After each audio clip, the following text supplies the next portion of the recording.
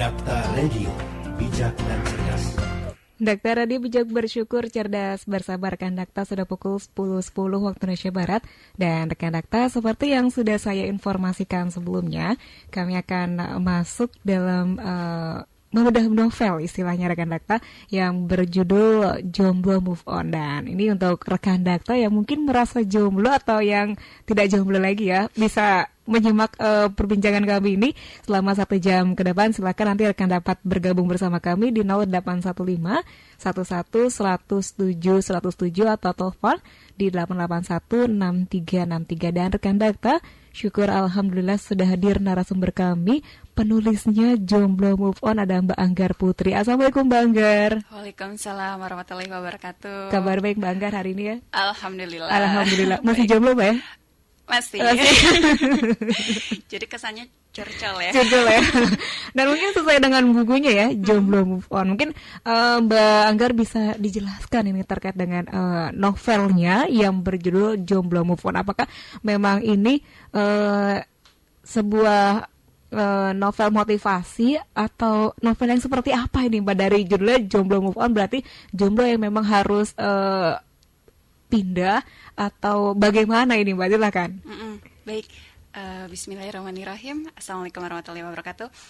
Jadi pembuatan Jomblo Move On ini justru saya dapat inspirasinya saat masih kuliah, Mbak. Jadi kebetulan saya kan kuliahnya itu kan di bagian teknik komputer ya. Semuanya dari awal itu waktu zaman-zamannya kuliah, teman-temannya kebanyakan laki-laki. Iya. S1 laki-laki, saya sebelah laki-laki gitu kan. Terus habis itu ini sih sebenarnya pembuatan novelnya ini 2 tahun yang lalu. Lagi di sosmed itu lagi ngetren-ngetrennya banget ya tentang jomblo, kayaknya pada galau. Kayaknya jadi jomblo nggak ngenes amat gitu ya. Terus akhirnya ya udah pengen banget bikin cerita tentang jomblo yang move on dari kegalauan menuju ke jomblo yang lebih berdaya, lebih berkarya, lebih bermanfaat buat dirinya sendiri sama buat orang banyak sih. Itu aja gitu. Jadi jomblo yang berkualitas istilahnya, bukan jomblo yang galau ya. Betul. Makanya kalau di dalam Jomblo Move On ini ada istilah ijo cabe, Mbak. Apa itu ijo cabe? Ijo cabe siapa yang tahu? Ijo cabe ini ikatan jomblo cakep beriman. Subhanallah ya. Kayak gitu. Jadi jangan merasa tersinggung dengan jomblo ya. Betul. Asalkan ada labelnya ijo cabe ya.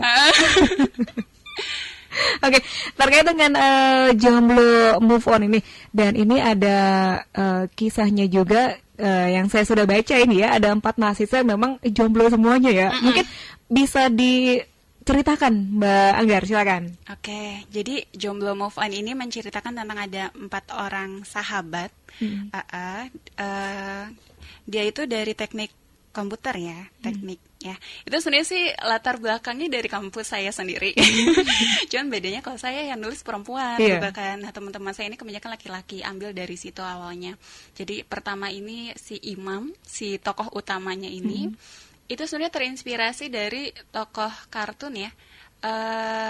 Jadi saya hobi nonton film kartun, film kayak kartun bola dan sebagainya. Ahwat tapi suka kartun bola dan lain sebagainya ya.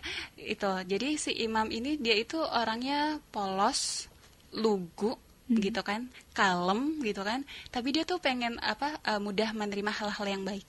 Seperti itu si tokoh Imam ini. Dan saya membayanginnya tuh sambil bayangin kayak misalkan sosok kayak Fedi Nuril.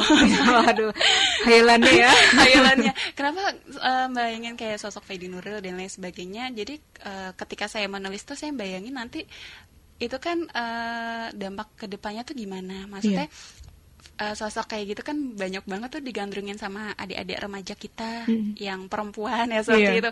Pengen idola kita kan sebenarnya Rasulullah ya, seperti itu ya. Tapi gimana cara kita untuk mensiasati gimana yang adik-adik yang masih belum begitu paham, masih mengidolakan artis dan sebagainya, gimana kalau kita bayangin nih artisnya sosok seperti ini nih bermanfaat dalam kebaikan dan lain sebagainya gitu. Itu yang tokoh Imam ya. Nah akhirnya si Imam ini dia sebenarnya nggak mau nih kuliah di BTI. BTI ini Bina Teknologi Indonesia. Nama kampusnya ya? Oh, enggak sih. Nama kampus Ijo Cabe. Nah terus dia ketemu sama Ben. Ben ini tokohnya ini cerdik, banyak akal, usil gitu kan, penuh dengan konsep.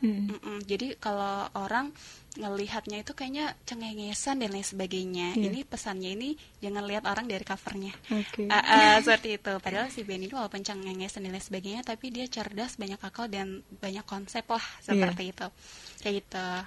Terus ketemu lagi sama tokoh satunya lagi nih. Tokoh satunya lagi namanya Jody. Itu sama jomblo juga. Jadi emang sekumpulan jomblo ya. Si Jody ini gembul gitu kan, rada cuek dan lain sebagainya. Ketemu juga dengan tokoh yang namanya Caraka. Caraka ini artis. Artis gitu kan, tapi sayangnya dia super playboy. Kenapa harus di satu padukan? Ada yang Imam si cool, yang cool tapi pinter, terus band yang cengengesan tapi penuh dengan konsep, terus sama si Jody seperti itu, dan juga Carka si artis. Di sini sih saya tuh pengen gambarin kita ini dalam berteman sama aja kayak pelangi ya. Banyak warnanya, banyak karakter juga gitu kan. Itu justru malah lebih mewarnai ukhuwah itu, persaudaraan dan atau persahabatan. Meskipun berbeda tetap satu ya. Betul. Dalam persahabatan ya. Betul. Banggar, kita jeda terlebih dahulu untuk nanti kita lanjutkan kembali terkait dengan Jomblo Move On. Silakan rekan Dakta yang ingin berkenalan juga dengan Mbak Anggar, Ahwat yang cantik ini, silakan dapat bergabung bersama kami di 0815 11 107 107, dan kami akan kembali setelah informasi berikut ini.